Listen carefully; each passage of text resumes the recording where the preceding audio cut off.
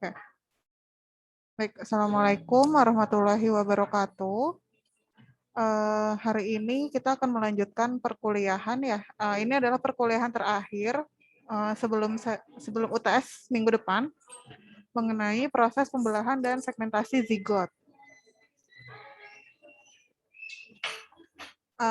Ada yang masih ingat tentang tahapan pembelahan nggak? Mitosis, meiosis, ada yang masih ingat nggak? Bedanya mitosis sama meiosis itu apa? Ada yang mau jelasin mitosis, meiosis? Coba Idelia masih ingat nggak? Idelia? Ya, Bu. Iya, mitosis sama meiosis bedanya apa?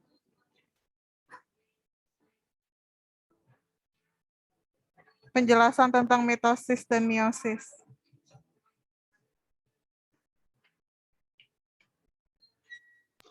Kalau mitosis itu merupakan pembelahan yang terjadi pada sel tubuh makhluk hidup untuk mengganti sel terdahulu yang rusak.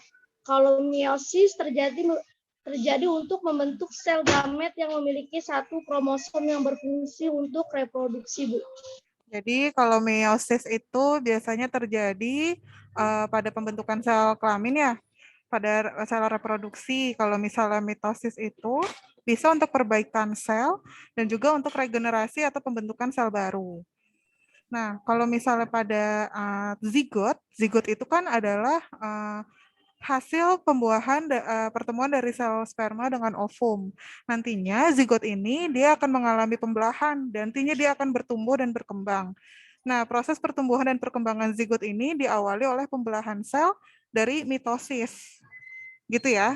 Jadi kalau mitosis itu tadi bisa untuk, kalau tadi Idelia bilang kan dari untuk regenerasi atau perbaikan sel yang rusak. Nah, selain itu juga untuk pembentukan organ baru atau pembentukan sel baru begitu.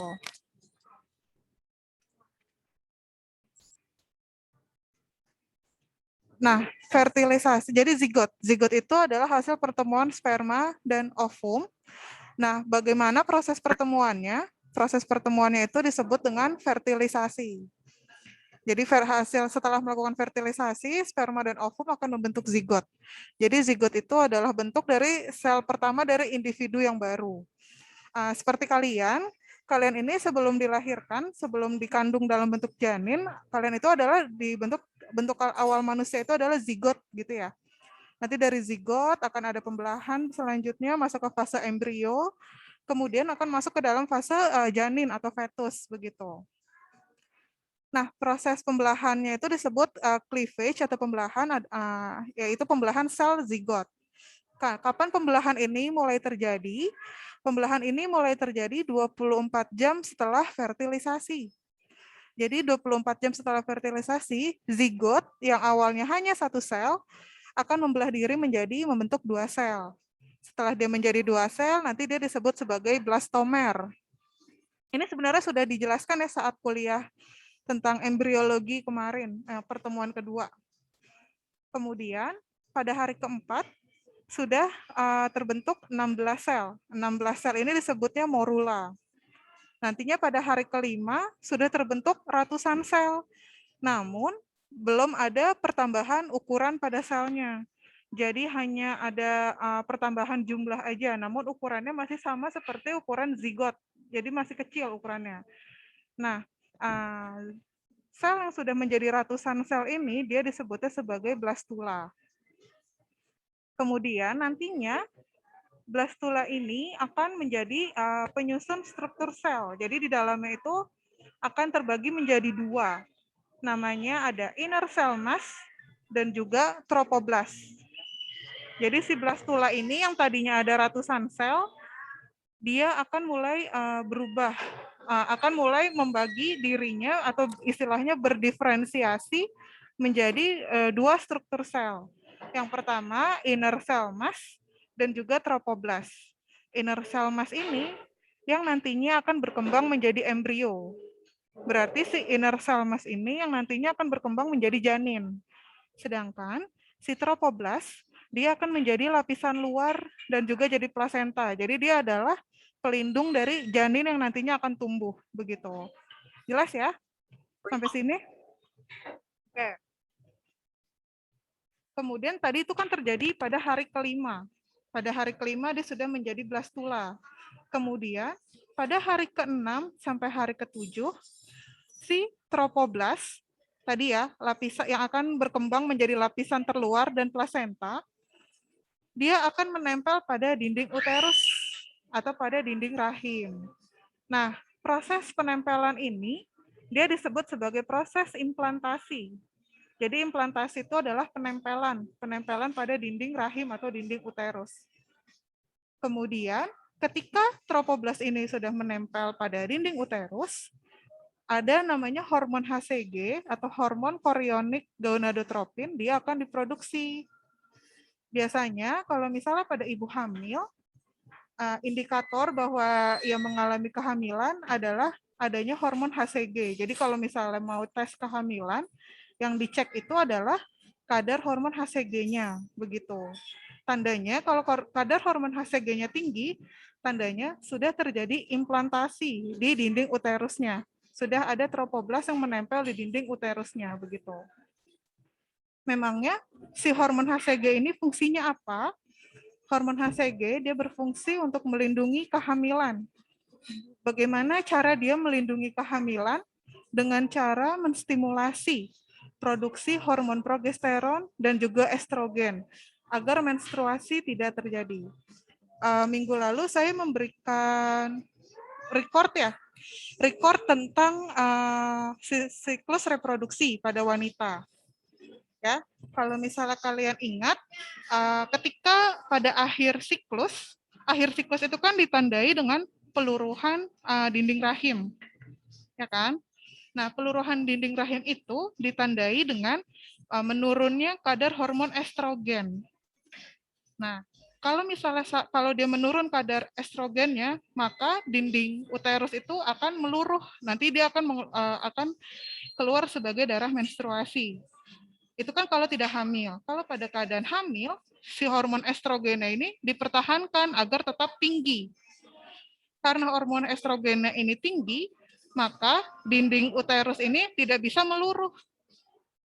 Jadinya tidak terjadi menstruasi selama kehamilan. Jelas ya? Itu terjadi pada hari ke-6 sampai hari ke-7 setelah fertilisasi. Nah, pada hari ke-12, embrionya sudah terimplantasi di dinding uterus. Jadi pada hari ke-12 sudah ada embrio, dan embrionya ini sudah menempel di dinding uterus.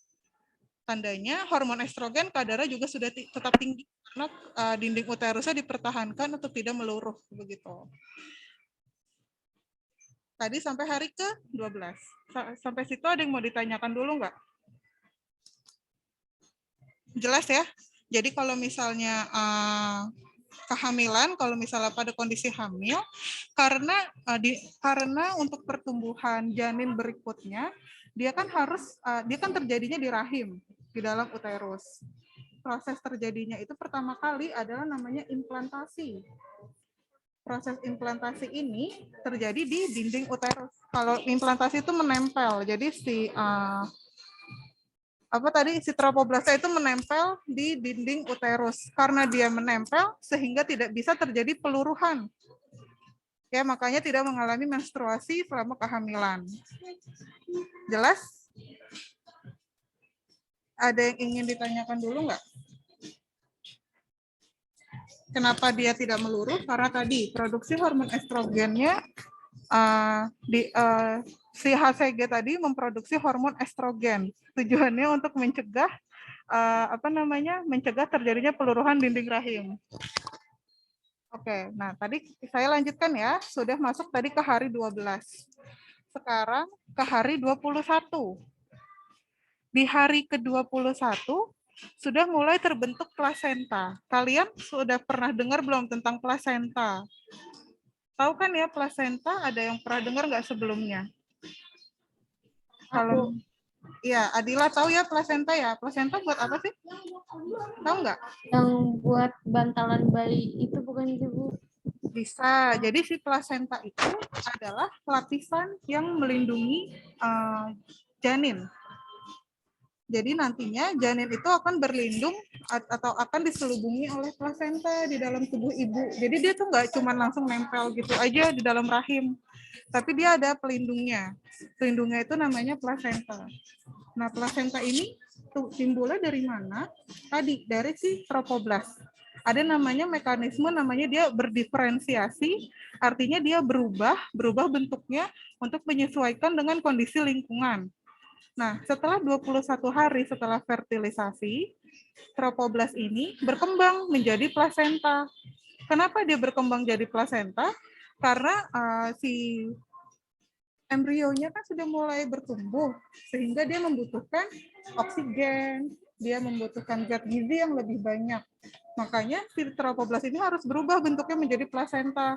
Tujuannya untuk mengakomodasi itu, untuk memastikan bahwa embrio dapat bertumbuh dengan baik. Kemudian, tadi kan ada dua ya, baru dua bentuk kan ya, tropoblas sama inner cell mass. Setelah 21 hari fertilisasi, dia menjadi 3 lapisan. Ada 3 lapisan, namanya 3 lapisan germinal. Ectoderm, endoderm, sama mesoderm. Nantinya, si 3 lapisan ini, dia akan berkembang menjadi organ-organ yang menyusun tubuh janin. Kalau buat mudah mengingatnya, ectoderm itu adalah penyusun organ bagian luar. Misalnya kayak rambut kalian, kulit, terus kuku. Nah, dia itu berkembang dari ectoderm. Kemudian ada endoderm. Endoderm itu berarti nantinya dia akan berkembang menjadi organ-organ di dalam tubuh kalian. Misalnya seperti jantung, kemudian ginjal, dia akan berkembang menjadi dari endoderm. Kemudian kalau mesoderm, mesoderm itu ingatnya meso itu adalah tengah. Jadi dia yang di tengah-tengah nih, kayak misalnya otot rangka atau tulang rangka kalian. Nah, dia adalah hasil perkembangan dari mesoderm. Jelas ya sampai sini? Ada yang mau ditanyakan dulu? Jelas ya? Kemudian, pada hari ke-21 ini juga terjadi pembentukan membran ekstraembrional. Membran ekstraembrional adalah membran atau lapisan yang ada di luar embrio. Artinya dia melindungi embrio fungsinya. Yang pertama ada, ini amnion, bukan amnion ya, amnion. Kemudian ada yolk sac, terus ada umbilical cord, sama ada chorion. Mereka ini nantinya fungsinya itu untuk melindungi si janin, kemudian untuk sebagai alat transport zat gizi dan juga oksigen, dan juga tempat cadangan energinya juga, bukan energi zat gizi pada janin begitu. Kemudian pada hari ke-21 ini juga lapisan dinding embrio mulai berdiferensiasi. Tadi ya, diferensiasi itu adalah perubahan bentuk, menyesuaikan sebagai bentuk adaptasi. Jadi dia nanti akan berubah menjadi organ-organ di tubuh kita, atau disebutnya prosesnya itu adalah organogenesis. Gitu ya, jelas ya. Nah, tadi ya ada namanya apa? Membran ekstraembrional. Dia adalah lapisan yang ada di luar embrio, artinya dia menyelubungi embrio. Fungsinya apa? Untuk melindungi dan mendistribusikan zat gizi yang digunakan untuk pertumbuhan embrio. Tadi ada 4, ada amnion, yolk sac, chorion, sama umbilical cord. Amnion ini adalah selaput yang berbatasan dengan embrio, menghasilkan getah ketuban atau cairan amnion. Kalau misalnya kalian sering dengar orang yang hamil saat mau melahirkan, udah pecah ketuban. Suka tahu kan ya? Udah pecah ketuban. Nah, yang air ketuban itu adalah bahasa biologinya adalah amnion, cairan amnion itu. Kemudian ada yolk sac atau kantung kuning telur. Nah, dia itu tempat pembentukan sel-sel darah dan pembuluh darah yang pertama. Jadi pembuluh darah yang ada pada janin itu dibentuknya oleh yolk sac. Pembuluh darah fungsinya untuk apa? Pembuluh darah dan pembentukan sel darah. Jadi kan kalau pembuluh darah itu kan untuk mengalirkan darah. Sel darah itu berarti fungsinya untuk apa? Untuk mengedarkan zat gizi dan juga oksigen. Ya. Jadi si yolk-sac itu berperan penting dalam proses distribusi atau pengantaran zat gizi dan juga oksigen. Kemudian ada korion. Korion itu adalah selaput paling luar pelindung embrio dan dia yang menempel pada dinding rahim. Tadi kan namanya tropoblas, tapi setelah dia mengalami diferensiasi, dia membentuk namanya korion. Si korion inilah yang menempel pada dinding rahim. Kemudian ada umbilical cord atau placenta. Dia adalah organ yang tumbuh di dalam dinding rahim, berasal dari korion dan juga endometrium. Dia penyuplai makanan dan oksigen. Kalau misalnya pada janin, kan mereka belum bisa makan sendiri. Ya kan? Terus dari mana mereka memperoleh makanan? Kan nggak mungkin lewat mulutnya kan? Nah, lewat si umbilical cord ini.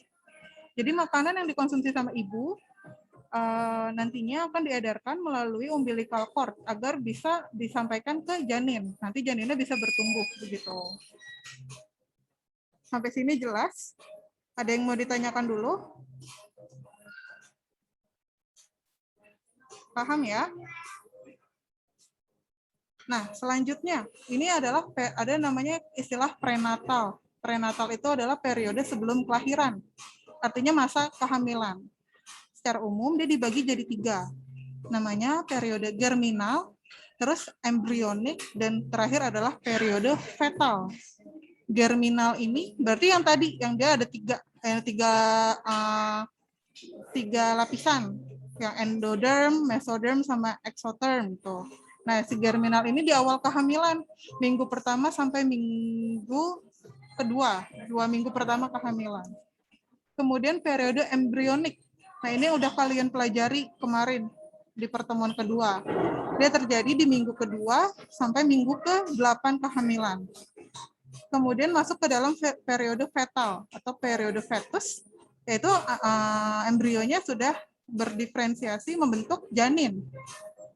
Ini terjadi dari minggu ke-9 hingga kelahiran. Ada yang tahu nggak kalau kehamilan itu terjadinya berapa minggu atau berapa bulan? Ada yang tahu? 9 bulan dan 9 bulan. Ya, 9 biasanya itu 9 bulan 10 hari. Kalau kita hitung minggunya 37 sampai 40 minggu itu adalah durasi kehamilan yang normal. Kalau sebelum 37 minggu anaknya sudah lahir, tandanya anaknya lahir dalam keadaan prematur.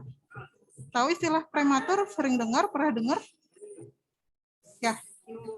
Ya, jadi prematur itu artinya bayi lahir sebelum waktu dia siap untuk dilahirkan. Kalau misalnya dia sudah waktu siapnya itu kapan? Kalau sudah memasuki usia kehamilan 37 minggu. Kalau sebelum itu, maka anaknya disebut lahir prematur. Biasanya baru 7 bulan atau belum sampai 8 bulan itu sudah lahir anaknya. Nah, itu anaknya lahirnya prematur namanya. Nah, ini tadi ya, periode germinal, dia 2 minggu setelah fertilisasi, jadi 2 minggu pertama kehamilan. Apa saja yang terjadi di sini? Yang pertama pembentukan zigot. Tahu kan zigot tadi ya, pertemuan sperma dengan ovum. Kemudian nantinya zigot akan melakukan pembelahan sel yang tadi dia berubah dari membentuk morula, terus membentuk blastula, yang itu ya. Kemudian dia akan melekat pada dinding rahim. Jadi sampai proses implantasi itu kan terjadi 2 minggu pertama. Sampai proses implantasi di dinding rahim itu adalah masih periode germinal. Di sini hanya ada 3 lapisan aja, karena kan organ-organ tubuhnya belum terbentuk. Jadi si selnya ini dia membentuk 3 lapisan. Ada ectoderm, endoderm, dan mesoderm. Nanti tuh tadi ectoderm, dia adalah kulit bagian luar. Dia nantinya akan membentuk sistem syaraf untuk otak dan tulang belakang, kemudian membentuk kulit, rambut, dan juga kuku. Kemudian endoderm, dia membentuk lapisan epitel sistem pencernaan. Jadi di usus kalian, di usus halus, di usus besar kan dia tersusun atas jaringan epitel. Nah, itu terbentuk dari endoderm. Terus untuk pernapasan, berarti paru-paru, terus trakea, itu terbentuknya dari endoderm. Urogenital, berarti ginjal, bukan ginjal, berarti ini seperti ureter, kandung kemih kalian, itu terbentuknya dari ini, endoderm. Terus kelenjar tiroid, paratiroid, hati, dan juga pankreas. Nah, lalu ada mesoderm. Mesoderm nantinya akan membentuk tulang punggung, tulang rusuk, leher, batang tubuh, tungkai atas dan bawah, berarti kaki, terus lengan kalian, itu terbentuknya dari mesoderm. Kemudian membentuk ginjal, jantung, dan juga pembuluh darah. Itu adalah awalnya itu terbentuk dari mesoderm. Nah, ini adalah minggu pertama perkembangan manusia. Nih kita lihat ada namanya mesoderm. Mesoderm itu yang ada di tengah-tengah ini. Terus ada endoderm. Endoderm tuh ini. Jadi dia masih seperti lingkaran kecil aja, bulatan kecil aja pada awal-awal kehamilan. Kemudian ada ectoderm, yang lapisan bagian luarnya yang ini. Nah, dia ini kan sudah menempel ya di dinding rahim. Uterine glands itu adalah kelenjar pada rahim. Jadi ini dia sudah menempel. Si germinalnya ini dia kan menempel pada dinding rahim. Tapi dia nggak menempel langsung, dia menempel itu dilindungi. Dilindungi ada cairan ini yang ekstra embrionik, berarti tadi ya yang korion, terus ada amnion dan lain sebagainya. Terus di dalamnya ada yolk sac juga, jadi dia dilapisin sama yolk sac dulu, terus baru nanti ada lapisan pelindungnya lagi gitu. Nah, kalau ini adalah ilustrasi dari hari saat fertilisasi sampai dia menempel di dinding rahim. Nah, proses fertilisasi kan terjadinya di sini ya, namanya tuba falopi. Jadi ketika saat mengalami ovulasi, ya kan, atau pematangan sel telur, kalau misalnya di fertilisasi nih, ini sudah masuk sel spermanya sudah masuk, pada proses fertilisasi dia terjadinya di sini. Terus pada 24 jam pertama dia mulai mengalami pembelahan yang pertama. Pembelahan yang pertama terus jadi 2 sel, kemudian berubah jadi 4 sel, 8 sel, seterusnya sampai sudah ada ratusan sel. Di sini dia sudah ada ratusan sel, tapi ukurannya masih kecil, masih sama seperti saat di awal, sama seperti zigot ini. Ukurannya masih kecil, tapi jumlah selnya udah banyak. Nah, nantinya akan ada dia terbagi menjadi 2 kan, ada inner cell mass, ada tropoblas. Si tropoblasnya ini menempel, ya, yang menempel itu adalah si tropoblasnya. Nanti inner cell mass-nya yang berkembang. Kayak gitu. Nah, setelah itu kita masuk ke periode embrionik. Periode embrionik ini terjadi pada minggu kedua sampai minggu ke-8 pasca konsepsi. Jadi sampai 2 bulan pertama kehamilan. Itu namanya disebut periode embrionik. Nantinya perkembangan embrio itu berasal dari perkembangan lapisan germinal. Yang tadi endoderm, mesoderm, dan ectoderm. Lebih lengkapnya kalian baca lagi ya, kuliah embriologi. Oke? Nah, ini adalah perubahan yang terjadi pada fase embrionik. Ini sebenarnya juga udah ada di slide kuliah embriologi, bisa kalian baca lagi. Intinya, pada 8 minggu pertama tadi, sudah terjadi perkembangan otak. Sudah terjadi perkembangan otak, terus tungkai tubuh, tungkai badan, misalnya tungkai bagian atas, kayak lengan, tangan, sama tungkai bagian bawah itu sudah terbentuk. Terus jantung juga sudah ada 4 ruang. Kemudian mata sudah ada, mata dan kelopak mata sudah ada. Hidung sudah ada. Terus sudah mulai terbentuk sel darah. Kemudian eksternal genital, jadi organ-organ reproduksinya sudah mulai terlihat. Kemudian sudah mulai ada pembentukan pembuluh darah dan juga organ-organ internal mulai berkembang. Jadi sudah mulai terlihat bentuk dari embrionya, sudah menyerupai manusia. Sampai sini ada yang mau ditanyakan dulu nggak? Tadi periode germinal sama periode embrionik. Coba saya mau tanya kalau gitu. Ibu, saya mau tanya dong, Bu. Oh, silakan Kayla. Berarti kalau misalnya USG untuk melihat bayinya apa perempuan atau laki-laki di umur 5 sampai 8 minggu tadi, Bu? Apa gimana? Kalau misalnya mau lebih jelasnya lagi, sebaiknya dilihatnya itu pada pada bulan keempat atau saat memasuki 14 minggu. Kalau misalnya pada 8 minggu pertama tadi itu hanya baru terbentuk organnya aja. Cuman belum bisa dibedakan apakah dia laki-laki atau perempuan. Tapi organ awalnya itu sudah mulai terbentuk gitu. Cuman kalau mau lihat laki-laki atau perempuannya pada minggu ke-14 atau saat memasuki bulan keempat gitu. Baik, makasih, Bu. Ya, ada lagi yang ingin ditanyakan? Ibu, saya mau nanya, Silakan. kalau misalnya bayi prematur itu, dia organnya udah lengkap semua atau gimana ya, Bu? Oke. Jadi pada tadi ya, kalau pada fase embrio, sebenarnya organnya sudah lengkap, tapi kan belum berkembang sempurna. Sebenarnya pada usia kandungan ke-6 bulan, bayi itu, janin itu sudah sempurna organnya. Cuman dia belum bisa hidup di luar tubuh ibunya. Jadi organnya udah lengkap, tapi dia masih belum bisa hidup. Maka kalau misal prematur pada kelahirannya 6 bulan, kemungkinan besar bayinya itu tidak akan bertahan hidup. Gitu. Nah, kalau misalnya bayi prematur, tapi dia lahir pada lebih dari 6 bulan, misalnya 7 bulan, nah itu kemungkinan besar sudah bisa hidup dan organnya sudah sempurna kayak gitu. Tapi mungkin ukuran bayinya kecil. Jadi kan kalau normalnya itu bayi beratnya sekitar 3 kg. Terus panjangnya itu sekitar 48 cm. Pada usia 7 bulan belum segitu ukurannya. Tapi organnya sudah lengkap. Jadi biasanya untuk bayi prematur pada awal kelahiran itu masih membutuhkan perawatan yang lebih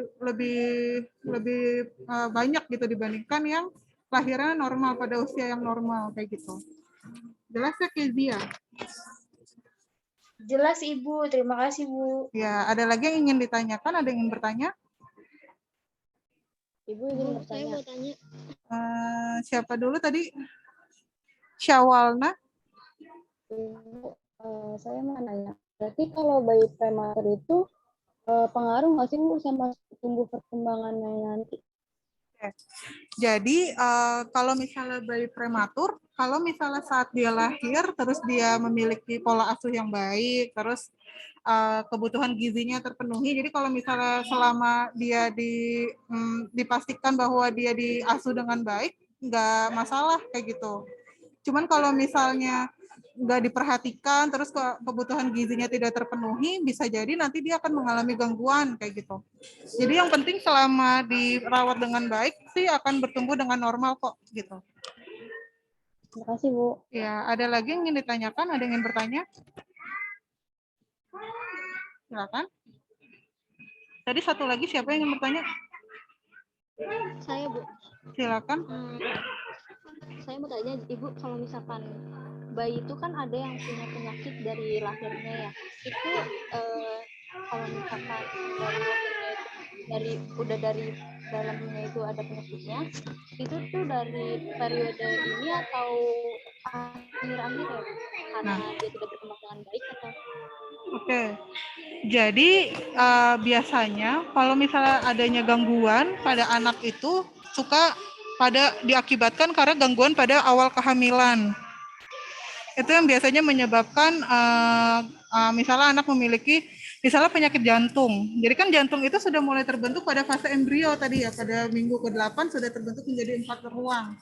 Nah, kalau misalnya dia tidak mendapatkan asupan ibunya, misalnya asupan gizinya tidak adekuat, atau misalnya ada gangguan, misalnya ibunya pernah terlalu capek atau bagaimana, nah itu bisa menyebabkan si jantungnya itu tidak berkembang dengan baik, tidak berkembang dengan sempurna. Nah itu nanti bisa menyebabkan gangguan kayak gitu. Makanya pada periode awal kehamilan itu harus benar-benar dipastikan bahwa ibunya itu memiliki pada awal kehamilan itu harus dipastikan kalau ibunya itu bisa makannya itu tetap baik, terus dapat beristirahat dengan baik juga, tidak mengalami stres dan lain sebagainya. Karena itu adalah fase kritis dalam periode kehamilan, kayak gitu. Cuman nggak selalu di awal kehamilan. Jadi gangguan juga mungkin bisa muncul pada saat di akhir kehamilan atau misalnya pada saat trimester kedua. Nah, makanya harus dilakukan pengecekan secara rutin.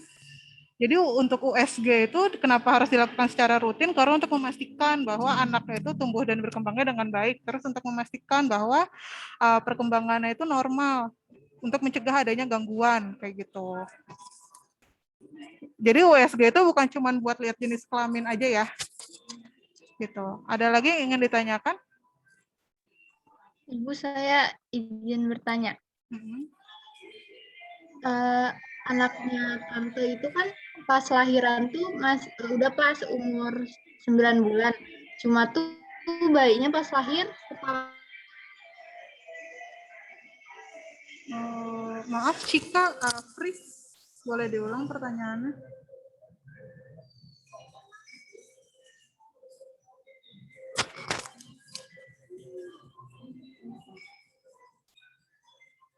Cika, bisa diulang pertanyaannya?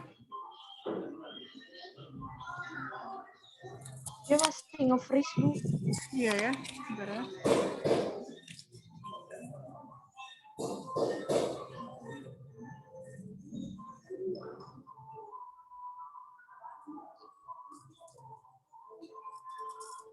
Bu Fajria, maaf saya mau nanya, Bu. Oh ya, silakan Maria. Berarti kalau buat bayi-bayi yang ada dampak kelainan gitu, Bu, kayak misalnya prematur atau apa, itu berpengaruh besar gak, Bu, dari asupan yang si ibu makan? Iya, sangat berpengaruh. Nanti kalian akan belajar lebih dalam lagi ya, misalnya pada mata kuliah gizi dalam daur kehidupan. Cuman untuk ringkasnya, yang berpengaruh langsung terhadap pertumbuhan dan perkembangan janin utamanya adalah asupan gizi ibunya. Jadi dari makanan ibunya, kemudian dari status gizi ibunya, apakah status gizi itu kan juga menggambarkan cadangan gizi yang ada di dalam tubuh. Apakah ibunya memiliki cadangan gizi yang cukup atau tidak? Nah, itu juga mempengaruhi. Selain itu ada faktor-faktor lain, kayak misalnya mungkin dari faktor aktivitas ibunya, atau apakah ibunya punya penyakit bawaan, dan lain sebagainya, itu juga mempengaruhi. Cuman tadi asupan gizi itu yang paling utama mempengaruhi gitu. Ada lagi yang ingin ditanyakan? Ibu, saya mau tanya lagi, Bu, maaf. Ya. Lanjutkan yang tadi Maria. Kan saya punya keponakan itu jarinya lebih, Bu, dari yang biasanya gitu. Jadi jempolnya tuh 2 gitu. Itu tuh faktornya kelainannya karena apa sih, Bu? Apa karena beneran tadi gizinya aja atau yang lainnya? Makasih, Bu. Mungkin itu karena dari proses perkembangan saat pembentukan perkembangan jarinya mungkin. Tapi saya sebenarnya kurang tahu apakah itu kelainan. Maksudnya kan dia sebenarnya tidak mengganggu, selama itu tidak mengganggu aktivitas, menurut saya itu nggak masalah. Jadi mungkin ada gangguan kelainan pertumbuhan seperti itu bisa jadi karena tadi pada fase pertumbuhan bagian pembentukan jarinya mungkin di situ ada kelainan. Cuman selama itu tidak mengganggu aktivitas sehari-hari, menurut saya tidak masalah gitu. Ya. Baik, Bu, terima kasih. Ya. Udah ya, cukup ya. Sekarang kita masuk ke dalam periode janin atau fetal. Nah, ini periode ini dimulai saat usia kandungannya itu 9 minggu. Pada 9 minggu berarti mulai memasuki bulan ketiga. Hingga usia kandungannya 37 sampai 40 minggu atau 9 bulan gitu ya. Tahapan apa saja yang terjadi? Kalau misalnya pada 3 bulan pertama panjangnya itu sekitar 3 inci atau ya 3 inci itu sekitar 10 cm ya. Beratnya 1 ons. Terus si bayinya janina ini mulai bergerak aktif dan bisa diidentifikasi jenis kelaminnya. Akhir bulan keempat panjangnya itu sudah 2 kali lipatnya. Terus percepatan pertumbuhan tubuh bagian bawah, artinya bagian kakinya, tungkai bawahnya, nah itu mulai lebih cepat pertumbuhannya. Kemudian pada bulan kelima, panjangnya sekitar 10 sampai 12 inci, berarti dua kali lipat panjang pada usia ke-4 bulan. Beratnya juga hampir 2 kali lipat. Kemudian ada struktur kulit mulai terbentuk, terus janin juga geraknya mulai lebih aktif. pada usia kandungan 6 bulan, panjangnya 14 inci, dan mengalami pertambahan setengah sampai 1 pon, berarti sekitar setengah kilogram atau 1/4 kilo pertambahan beratnya. Kemudian mata dan kelopak mata terbentuk, ada refleks menggenggam. Sudah ada sistem pernapasan, tapi belum teratur sistem pernapasannya. Pada akhir bulan ke-7, panjangnya sekitar segini, beratnya 2,5 sampai 3 pon. Terus pada bulan ke-8 sampai bulan ke-9, beratnya sudah memasuki 7 pon atau sekitar 3 kilo. Panjangnya 20 cm, berarti 20 inci, berarti udah sekitar 50-an senti atau misalnya 47-48 senti. Jaringan lemaknya sudah berkembang, sistem organ juga telah berfungsi, kecuali jantung dan ginjalnya. Contohnya jantung sama ginjalnya, nah ini sudah mulai berfungsi. Makanya tadi kalau misalnya ini lahir di bulan ke-8, misalnya prematur, sebenarnya dia sudah cukup, sudah organnya itu sudah sempurna kayak gitu. Nah sekarang kita masuk ke bagian apa saja yang terjadi selama setiap trimester kehamilannya. Kalau ibu hamil, kalian mungkin udah familiar atau pernah dengar tentang istilah trimester. Trimester itu dia kalau kehamilan terbagi menjadi 3. Trimester 1, 2, 3, jadi dia setiap 3 bulan. Trimester 1 jadi bulan 1 sampai bulan 3, trimester 2 bulan 4 sampai 6, terus trimester 3 bulan 7 sampai 9. Nah kalau lihat minggunya, trimester 1 itu dari minggu 1 sampai minggu ke-14. Biasanya ibu hamil pada trimester ke-1 ini dia mengalami mabuk, mual-mual, sama muntah-muntah. Ya kan ya, kalau ibu hamil yang baru hamil, biasanya dia mual-mual, muntah-muntah, terus sensitif terhadap bau, terus capek badannya, dan lain sebagainya. Disebutnya juga sebagai morning sickness. Kalau misalnya dia berkepanjangan, terlalu sering muntah, lebih dari 4 kali dalam sehari, maka dia disebutnya hiperemesis. Nah, kenapa ibu bisa mengalami mabuk dan muntah? Kita balik lagi ke penjelasan awal tadi. Ketika 1 minggu setelah fertilisasi, kan hormon HCG mulai diproduksi meningkat. Biasanya tuh kalau tidak hamil, hormon HCG ini nggak ada. Jadi kalau lagi hamil, hormon HCG ini tinggi. Ya, pada awal kehamilan utamanya, hormon HCG ini tinggi. Nah, karena tiba-tiba hormon HCG ini produksinya meningkat pesat, menyebabkan ya, tubuh ibunya harus beradaptasi, ya kan ya. Nah, mual dan muntah itu adalah bentuk adaptasi dari ibu. Jadi dia mulai membiasakan tubuhnya agar bisa mempersiapkan tubuhnya agar janin bisa tumbuh kayak gitu. Nah, itu adalah bentuk dari adaptasi meningkatnya hormon HCG. Makanya ibu mengalami mual dan muntah. Nantinya setelah melewati fase ini, setelah melewati trimester 1, mabuk, mual dan muntahnya ini akan hilang. Jadi memasuki trimester kedua setelah 4 bulan atau 5 bulan kehamilan, mabuk dan muntahnya ini akan hilang. Kemudian itu kan yang dialami oleh ibu. Lalu apa yang dialami oleh janinnya? Oleh janinnya akan terjadi pembentukan tulang belakang dan juga sistem syaraf pusat. Nah, si trimester 1 ini adalah periode kritis. Tadi kan ada yang nanya ya berarti di mana Bu yang paling pentingnya gitu kan ya. Nah, si trimester 1 ini karena dia adalah pembentukan awal organ-organ. Kalau misalnya tidak terpenuhi kebutuhan gizi bisa menyebabkan kecacatan pada janin. Dan kalau misalnya pada fase ini mengalami gangguan atau mengalami kecacatan, nah dia nggak bisa diperbaiki di trimester berikutnya.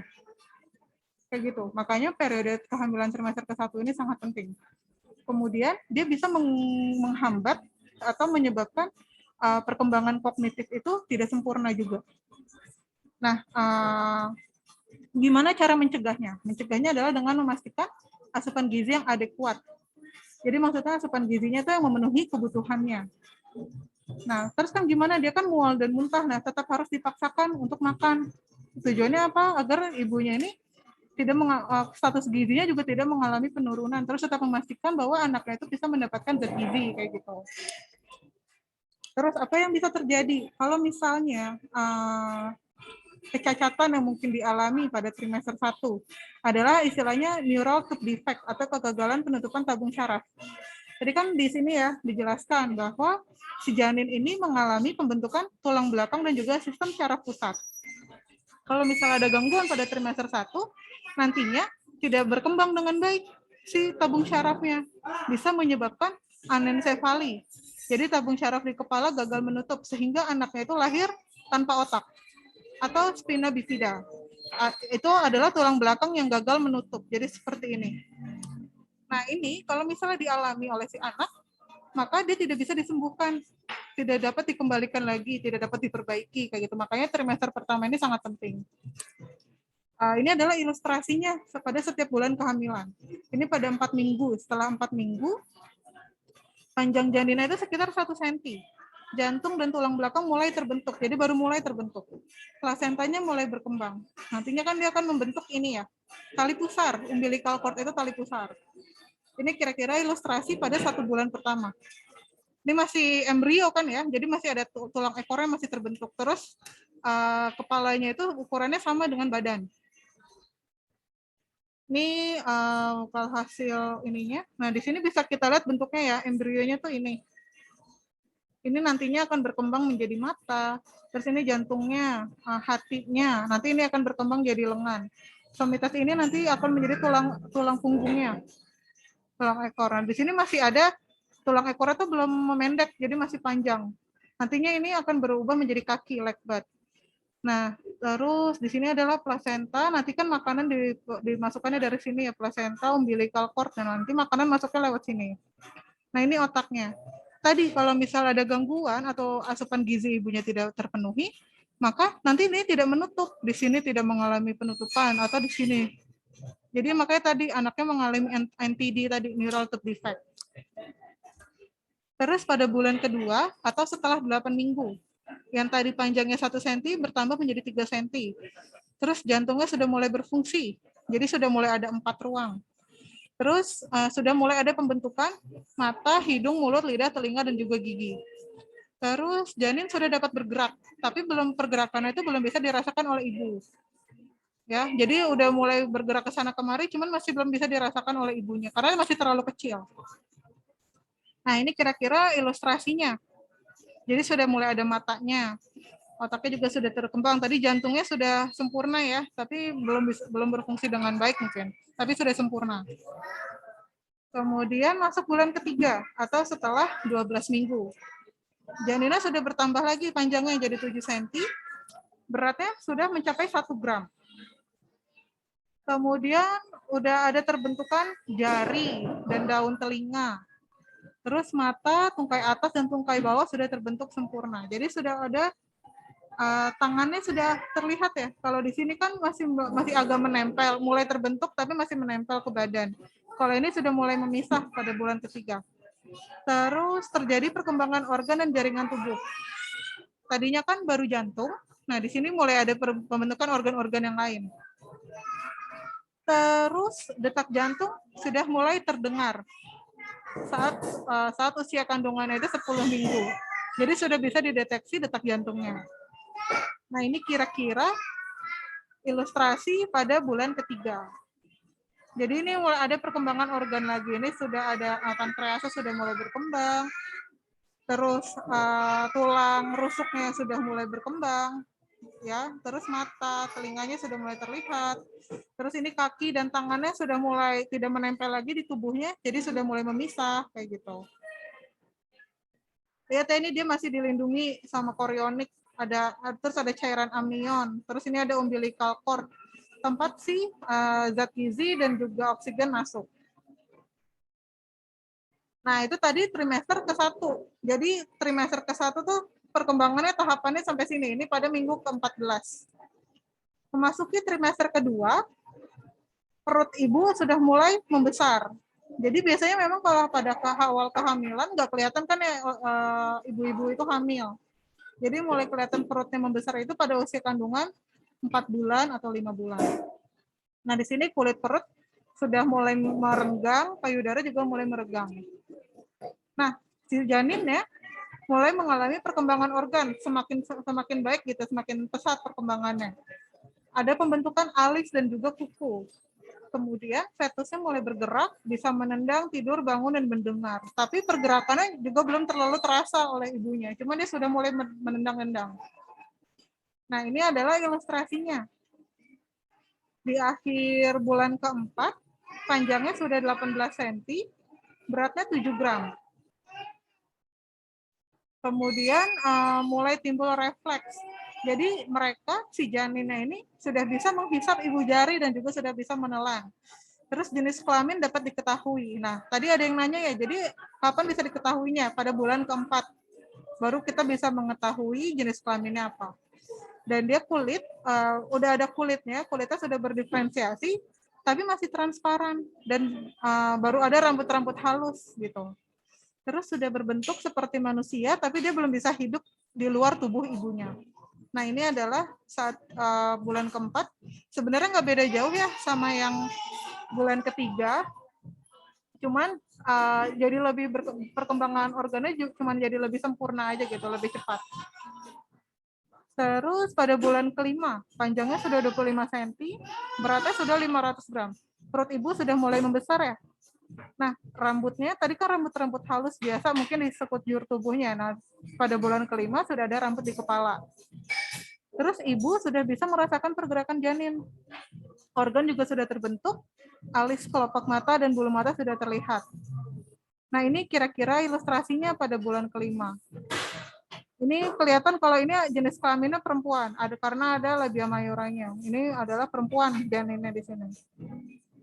Sudah mulai bisa terasa pergerakannya ya, karena dia sudah mulai merasa sempit. Kemudian pada bulan ke-6, panjangnya 36 cm, beratnya sudah 1 kg. Kelopak mata mulai terbuka, terus janin juga dapat membuka mata dalam waktu yang singkat.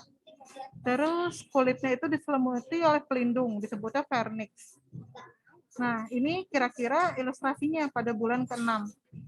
Masih berkeriput-keriput gitu tapi kulitnya. Belum seperti kulit bayi yang halus saat sudah di luar perut gitu kan, saat sudah dilahirkan. Itu tadi sampai trimester kedua. Kemudian pada trimester ketiga, ibu hamil mulai mengalami kontraksi. Jadi karena si janinnya itu sudah mulai bertumbuh besar, dia kan menendang-nendang, bisa menyebabkan ibunya itu merasakan false contraction. Jadi dikiranya itu sudah mau melahirkan, padahal bukan, kontraksinya bukan untuk melahirkan kayak gitu. Kemungkinan sudah diproduksi kolostrum. Kolostrum itu adalah ASI yang pertama kali keluar. Nanti kalian akan belajar tentang kolostrum. Jadi kolostrum itu nanti dia adalah cairan berwarna kekuningan. Dia itu tinggi dengan kandungan gizi, terus juga memiliki asam lemak yang baik, nah juga bisa membentuk sistem imunitas tubuh bayi gitu. Jadi kalau bayi baru lahir, makanya harus segera diberikan ASI karena tadi biar bisa mendapatkan kolostrum kayak gitu. Nah, ini si kolostrum ini baru mulai terbentuk pada trimester ketiga. Terus ibu akan sering mengalami buang air kecil. Kenapa? Karena ukuran bayinya kan sudah mulai besar. Dia akan menghimpit kandung kemih. Jadi ibunya itu nggak bisa nahan pipis lama-lama gitu. Jadi akan sering buang air kecil. Kemudian ya fetusnya kan sering menendang juga. Makanya ibu mengalami kontraksi palsu kayak gitu. Terus tulang-tulang di tubuhnya mulai mengalami pengerasan. Kecuali di bagian kepala. Kenapa bagian kepala tidak langsung mengalami pengerasan? Karena untuk mempermudah pada proses kelahiran. Kalau misalnya pada proses kelahiran itu kan yang dikeluarkan paling pertama adalah kepala bayinya. Ya kan? Kalau misalnya kepala bayinya sudah keras, nantinya takutnya akan menghambat jalan lahirnya kayak gitu. Kalau kepala bayinya masih lunak kan bisa ditarik untuk dikeluarkan kayak gitu. Nah, ini pada 7 bulan. Pada bulan ke-7 ya panjangnya sudah 41 cm, terus beratnya itu 2 kilo. Nah, kalau misalnya bayi yang lahir pada usia kandungan ini, tadi bayi prematur, meskipun organnya sudah sempurna, tapi kemungkinan tubuhnya akan sangat kecil, hanya 2 kg begitu. Lapisan lemak mulai terbentuk, kemudian pembentukan organ sudah sempurna, kulitnya masih merah dan berkerut, serta nah kalau lahir pada periode ini disebutnya prematur, nantinya mereka memerlukan perawatan yang khusus. Ini bayi pada bulan ke-7 memasuki bulan ke-8, panjangnya sudah kurang lebih 46 cm, beratnya sudah kurang lebih 3 kg. pertumbuhan berlangsung dengan cepat karena pada trimester ketiga ini berfokus pada penambahan berat dan pertambahan ukuran janinnya aja. Karena organ-organ sudah terbentuk, jadi cuman penambahan beratnya aja untuk memastikan dia lahir dengan berat badan yang cukup. Nah, semua organ sudah terbentuk sempurna kecuali paru-paru. Paru-paru belum begitu sempurna pembentukannya. Terus makin keras tendangannya. Terus ginjal sudah sempurna, kerutan kulit juga mulai berkurang. Ini ya sudah merasa sempit si bayinya itu pada usia ke-8. Usia ke-8 bulan. Pada usia 9 bulan, panjangnya sudah mencapai 50 cm, beratnya sekitar segini, tapi ini sebenarnya terlalu tinggi, jadi sekitar 3,5 kilo atau 3,3 kilo berat janinnya. Paru-paru sudah sempurna, terus bayi sudah siap untuk lahir. Nah, biasanya nanti si bayi ini akan bergerak ke bawah. Nah, ini lihat ya di sini, kepalanya ada di bawah. Tandanya dia sudah siap, udah mulai mencari jalan lahir. Tandanya dia udah siap untuk keluar dari perut ibunya. Nah, ini kira-kira, ini kan uterusnya ya, tempat menempelan. Nah, ini sudah menjadi bayi. Gitu. Ini adalah rangkumannya dari minggu ke-9 sampai minggu ke-38 sampai dia lahir. Sampai sini ada yang mau ditanyakan dulu untuk fase periode fetal? Silakan, ada yang mau bertanya? Ibu, saya mau nanya. Silakan. Bu, kalau buat yang lahiran kembar itu gimana ya? Yang hamil kembar gitu. Kalau kembar, kan ada kemungkinan dia identik atau tidak. Kalau misalnya dia kembar tidak identik, tandanya si spermanya itu membuahi 2 ovum yang berbeda. Jadi ada 2 sperma, ada 2 ovum. Kalau misalnya lah kembarnya identik, tandanya ada 2 sperma yang masuk ke dalam 1 ovum. Kayak gitu. Kalau misalnya kelahiran yang 1 bayi doang, tandanya kan cuma 1 sperma, 1 ovum. Kalau misalnya identik, ada 2 sperma dalam 1 ovum. Kalau tidak identik, ada 2 sperma yang membuahi 2 ovum yang berbeda. Gitu. Jelas? Terus dia di dalam perut itu keadaannya gimana, Bu? Fase pertumbuhannya tetap sama seperti janin yang ini, cuman memang dia akan ada perbedaannya mungkin di ukurannya. Jadi ukuran bayi kembar itu tidak mungkin sama dengan ukuran bayi yang hanya yang single pregnancy atau kehamilan tunggal kayak gitu. Pasti dia ukurannya akan lebih kecil. Kayak gitu. Makanya mungkin kalau saat bayi kembar lahir ukurannya akan lebih kecil sehingga perawatannya pun yang dibutuhkan juga lebih intensif gitu. Cuman untuk proses pertumbuhannya sama seperti yang single pregnancy. Jelas ya? Jelas, Bu. Makasih, Bu. Ada lagi yang ingin bertanya, Bu? Silakan. Iya, tadi kan Ibu kan ngejelasin kalau di trimester pertamanya aja udah gagal dari asupan gizinya, untuk di trimester kedua dan ketiganya juga kan bakal mengalami kecacatan ya, Bu, untuk anaknya. Jadi apa yang harus dilakukan di trimester pertama, Bu? Biar enggak makanya kalau misalnya gagal gitu untuk semester selanjutnya. Oke. Jadi makanya kalau mau hamil itu harus direncanakan. Pastikan hamil itu dalam kondisi yang siap. Jadi memang sudah menikah, terus sudah prepare kalau nantinya ingin memiliki anak pada usia berapa, terus perencanaannya itu apa aja. Yang pertama itu adalah pastikan kesehatan ibunya. Apakah status gizinya baik atau tidak. Terus dia harus memperbaiki pola makan. Jadi harus dicek dulu. Jadi sebelum hamil itu dicek dulu apakah ibunya mengalami anemia atau tidak. Apakah ada gangguan gizi atau gangguan kesehatan lainnya atau tidak. Kalau sudah dicek, terus menurut dokternya atau petugas kesehatan yang sudah siap, baru merencanakan kehamilan kayak gitu. Jadi nggak boleh, nggak bisa tiba-tiba langsung hamil gitu aja. Harus dipastikan dulu sudah mempersiapkan diri untuk mengalami kehamilan kayak gitu. Makanya kalau mau hamil ya harus ada pasangannya yang jelas, sudah menikah, terus juga tadi misalnya kalau Karena kan untuk hamil itu ada nanti pada trimester ke-1 ada kemungkinan si ibunya itu kan tadi ya mengalami mual, mengalami muntah. Jadi ada kemungkinan makanan yang masuk ke dalam tubuhnya itu tidak memenuhi kebutuhannya karena kan akan dimuntahkan kayak gitu kan.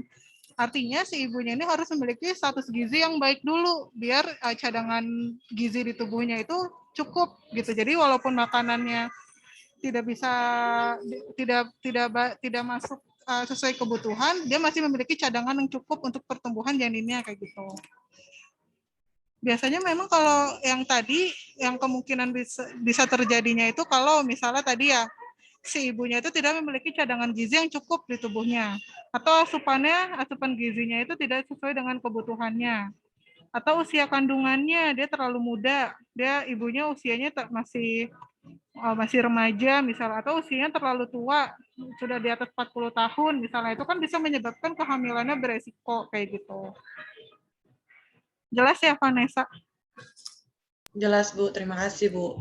Ada lagi yang ingin bertanya? Bu, saya mau tanya. Saya izin Ya, tanya. bareng. Oh, tadi Cika ingin bertanya apa? Kan anaknya tante saya itu dia pas ngelahirinnya tuh di usia kandungan yang 9 bulan Bu. Cuma bayinya pas keluar tuh palanya nggak ada setengah gitu Bu. Itu apa sama kayak kecacatan pada trimester 1 Bu? Iya bisa jadi karena tadi ada gangguan pada trimester ke-1-nya itu mungkin tante kamu nggak memenuhi mungkin dari faktor asupan gizinya ya. Mungkin dari faktor asupan gizinya itu tidak memenuhi kebutuhannya. Makanya tadi sebaiknya untuk kehamilan itu harus segera dicek untuk segera dikonsultasikan ke dokter kalau misalnya tahu mengalami kehamilan karena tujuannya untuk pencegahan tadi. Ya. Kalau di USG itu kelihatan nggak Bu kalau dia ada? Kelihatan kalau misalnya di USG. Jadi makanya ya, tujuannya itu tadi buat melihat apakah si janin ini bertumbuh dan berkembang dengan baik atau enggak, apakah ada gangguan di luar, ada gangguan lain atau tidak kayak gitu. Kecacatan di trimester 1 itu bisa karena tokso juga ya Bu?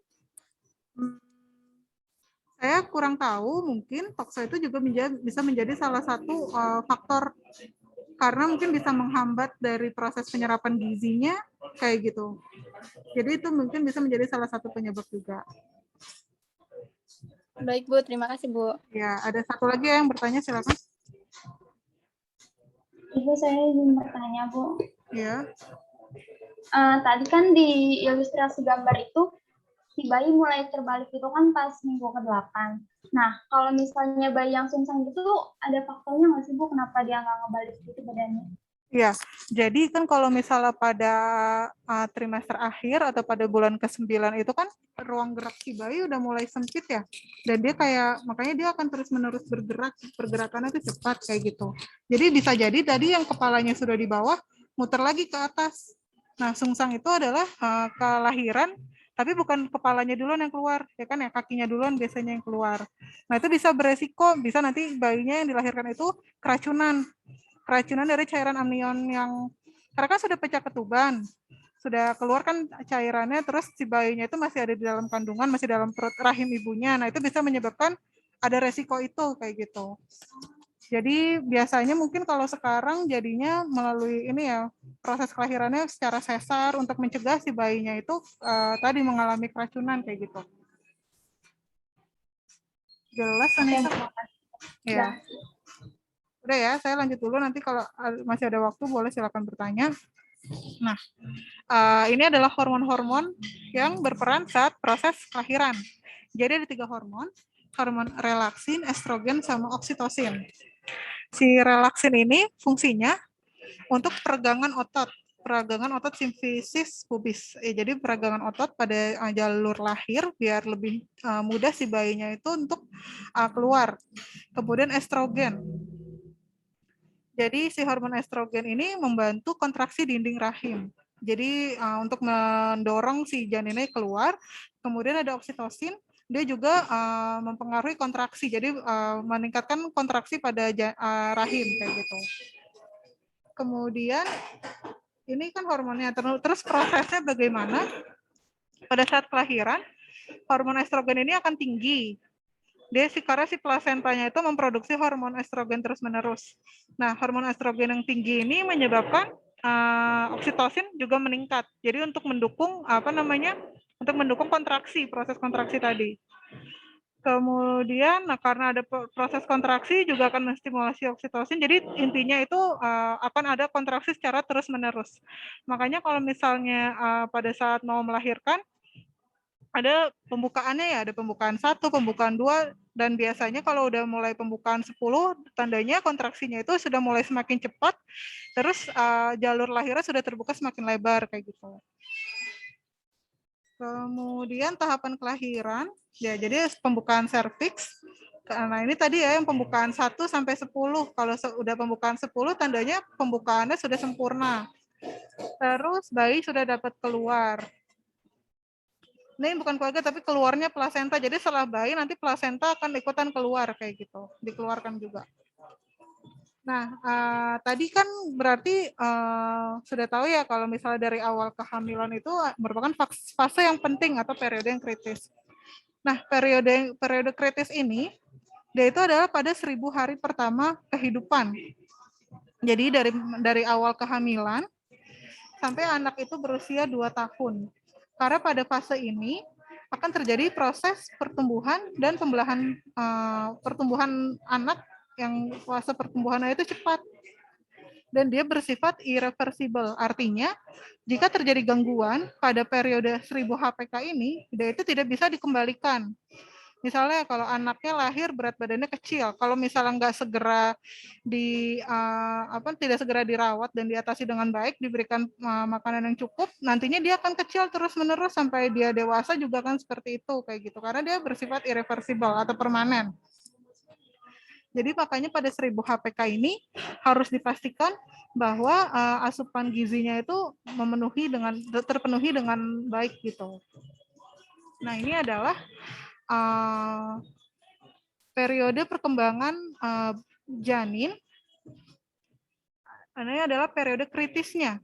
Kalau misalnya lihat yang padat ini, grafik yang padat ini, tandanya kalau misalnya tidak diperhatikan kebutuhan gizinya atau tidak terpenuhi kebutuhan gizinya, bisa menyebabkan gangguan atau kecacatan. Kalau misalnya tidak diperhatikan. Kalau misalnya ini kayak otak, pada 16 minggu pertama itu terjadi perkembangan otak yang signifikan.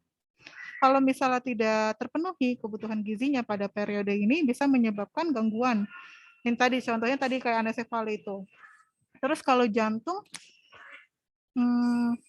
pada sampai 6 sampai 7 minggu pertama. Terus kaki dan lengan. Jadi kecacatan pada kaki dan lengan bisa terjadi kalau misalnya tadi terjadi timbul defekasi atau gangguan pada 7 minggu pertama. Terus telinga bisa mengalami gangguan pendengaran nih kalau misalnya tidak diperhatikan pertumbuhannya pada fase ini. Kemudian mata, gigi, palat itu adalah langit-langit mulut. Ya, langit-langit pada mulut kita. Kalian tahu kan ya bibir sumbing. Nah, bibir sumbing itu terjadi karena si palat ini tidak tertutup dengan sempurna. Nah, itu terjadi dan dia mulai terjadi pertumbuhannya itu di minggu ke-7. Kalau misalnya pada fase ini tidak diperhatikan, maka akan ada resiko anaknya mengalami bibir sumbing. Kalau misalnya kebutuhan gizinya tidak terpenuhi. Terus external genitals, jadi organ seksual bagian luar, dia juga akan mengalami gangguan kalau misalnya tidak diperhatikan kayak gitu. Jadi ini yang padat ini major defects, jadi kecacatan yang major, yang besar bisa terjadi. Kalau yang garisnya putus-putus, tandanya mungkin dapat mengalami kecacatan yang major atau bisa juga yang minor kayak gitu. Oke, sekian kuliahnya. Ada yang ingin ditanyakan dulu? Silakan.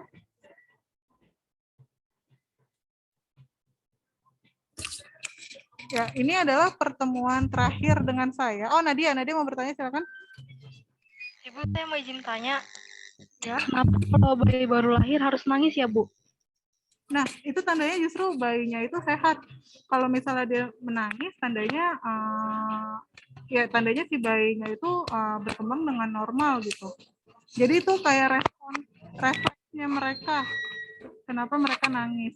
Karena kan biasanya dia di dalam perut terus dia dikeluarkan. Mungkin itu adalah salah satu respon yang satu-satunya respon yang bisa mereka lakukan setelah lahir, makanya mereka menangis kayak gitu.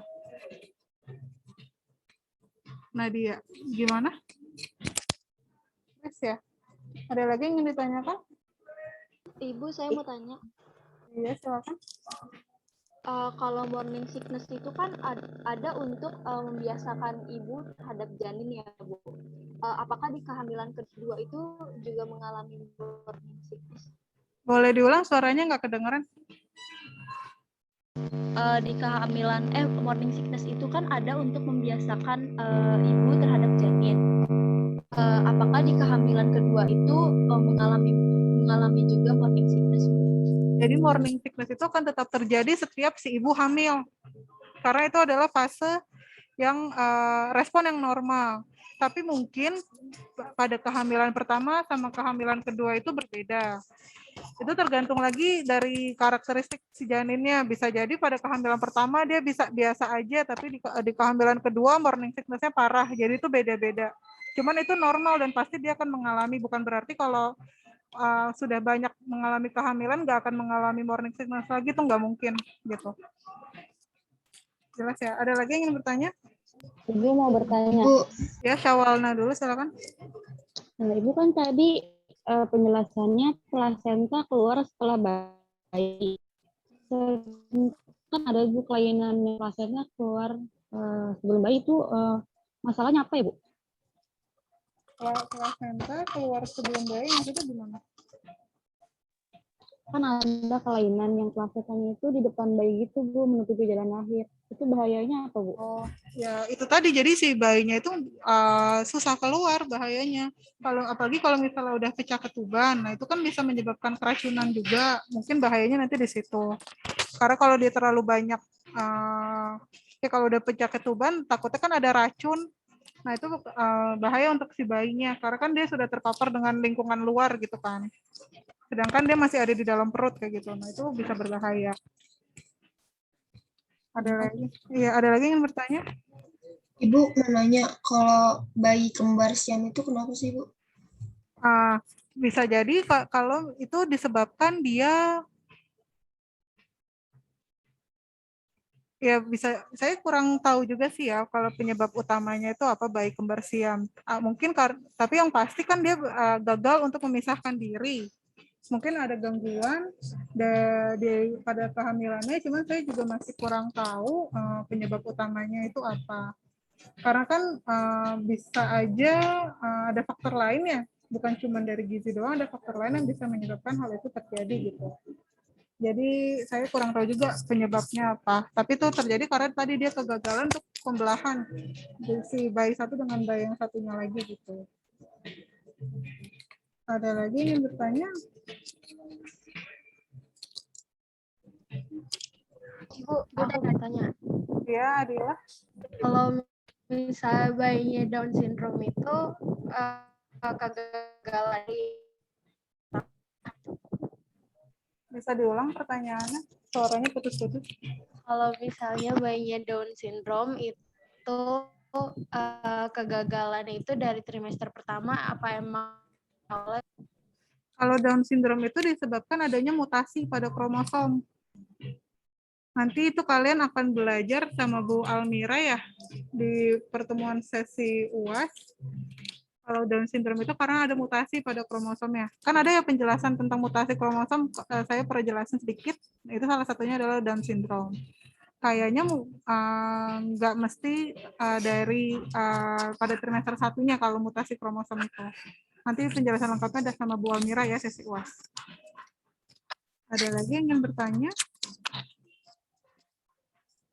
Ya. Nah, ini adalah pertemuan terakhir dengan saya. Bu, Ya, mau tanya. ya Marisa.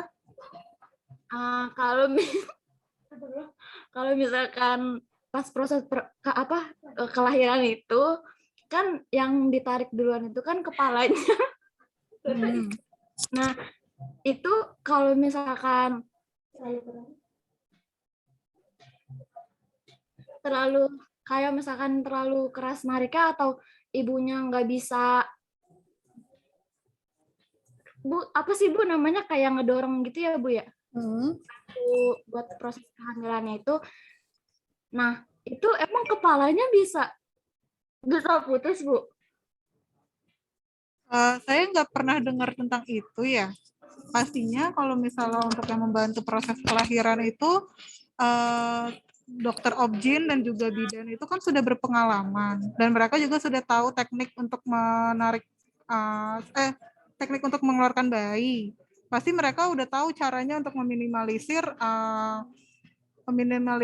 kejadian-kejadian yang tidak diinginkan kayak gitu. Jadi pasti harusnya sih kalian harusnya si ibunya itu kalau udah yakin sama dokternya atau sama bidannya nggak memiliki kekhawatiran itu. Kan nggak mungkin nariknya kan pasti ada tekniknya, nggak sembarangan.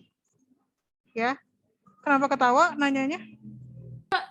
Enggak, soalnya itu yang nanya bukan saya sebenarnya. Ada yang nanya temen. Oh gitu. Jadi ya nggak, soalnya jangan ketawa ya, soalnya itu kan bukan hal yang lucu. Nah, kalau misalnya itu pasti juga harus namanya pasti harus ini ya si petugas kesehatannya tadi dokter atau bidannya pasti udah berpengalaman dan mereka tahu tekniknya. Jadi ya nggak, sepertinya resiko seperti itu tidak akan terjadi kayak gitu. Ada lagi yang ingin bertanya? Emang nggak sopan juga kayaknya deh Bu bertanya sambil ketawa kayak gitu. Ya jangan kayak gitu lagi ya. Saya kan ngajarnya serius, nggak sambil ketawa-ketawa. Oke, silakan ada lagi yang mau bertanya. Saya Bu, Bu, saya mau nanya Bu. Ya, bareng. Terakhir ya Kayla sama Vanessa ya, habis itu udah ya. Silakan Kayla.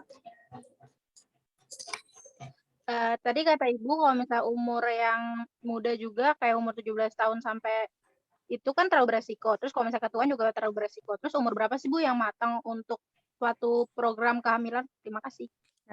Kalau misalnya terlalu muda, misalnya kan remaja. Remaja itu kan masih melewati fase pertumbuhan. Artinya dia sendiri tubuhnya itu masih membutuhkan zat gizi untuk pertumbuhan diri dia sendiri. Nah, jadinya kalau misalnya hamil pada usia itu akan ada resiko kayak gini, si ibu rebutan sama anaknya tentang zat gizi itu. Kayak gitu loh, makanya jadi ada resiko karena ibunya masih tumbuh, anaknya juga harus tumbuh, karena ada rebutan zat gizi itu jadinya pasti nanti akan ada resiko kehamilannya itu bermasalah kayak gitu. Kemudian kalau misalnya terlalu tua, kemampuan si ibu juga udah kayak kesehatannya juga sudah tidak memadai, terus juga apa namanya akan timbul resiko-resiko lain, mungkin juga bisa ibunya mengalami tekanan darahnya tinggi atau dia mungkin stres metaboliknya lebih tinggi. Nah, jadinya nggak bisa hamil ketika usia terlalu tua. Terus usia yang ideal untuk hamil itu kapan? Jadi saat sudah usia dewasa, di atas mungkin pada wanita itu 20 tahun itu yang masih paling mudanya, sampai usia 35 tahun. Itu adalah usia ideal untuk seorang perempuan itu hamil. Kalau misalnya di bawah itu atau di atas itu, maka akan mengalami resiko kayak gitu. Tapi bukan berarti nggak bisa hamil, tetap bisa hamil. Karena kan usia subur itu dari pertama kali menstruasi sampai menopause ya. Tapi kalau untuk hamil sebaiknya tadi dari usia 20 sampai 35 tahun itu. Gitu. Baik Bu, terima kasih Bu. Ya, tadi Vanessa terakhir.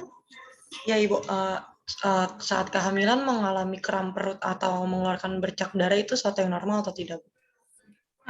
Sebenarnya itu normal, tapi kalau misalnya sebaiknya juga langsung dikonsultasikan ketika mengalami hal tersebut. Makanya kan kalau ibu hamil itu harus konsultasi ke dokter atau ke bidan secara rutin ya. Nah, tujuannya itu untuk mencegah. Takutnya kalau misalnya ada bercak darah nih, takutnya malah menyebabkan pendarahan. Kalau misalnya nggak segera diatasi, kan takutnya nanti malah menjadi keguguran, kayak gitu. Jelas ya, Vanessa? Ya jelas Bu. Bu, satu lagi Bu. Silakan.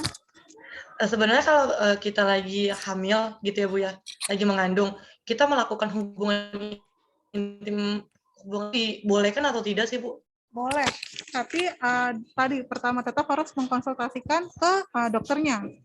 Karena kapan waktu yang diperbolehkannya itu, atau bagaimana sebaiknya agar tidak beresiko terhadap janinnya kayak gitu. Tapi tetap boleh melakukan. Jelas ya?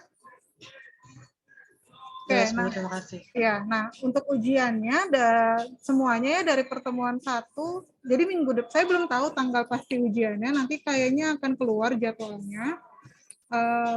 Untuk ujiannya tuh dari dari pertemuan 1 sampai pertemuan ini yang terakhir. Ya, soal ujiannya masih saya buat. Jadi saya belum bisa memberikan kisi-kisi, yang pasti semuanya dari materi kuliah yang sudah saya berikan. Harapannya kalian bisa belajar dengan baik. Harapannya juga kalian paham, nanti bisa dilihat dari hasil ujiannya. Semoga hasilnya memuaskan. Baik, ini pertemuan terakhir dengan saya. Nanti untuk sesi UAS dengan Ibu Almira. Jadi saya mohon maaf kalau misalnya ada kesalahan selama mengajar, ada yang pernah menyakiti hati kalian. Dari ucapan saya mohon maaf. Sekian, wassalamualaikum warahmatullahi wabarakatuh. Waalaikumsalam warahmatullahi wabarakatuh. Terima kasih, Bu. Terima kasih, Bu.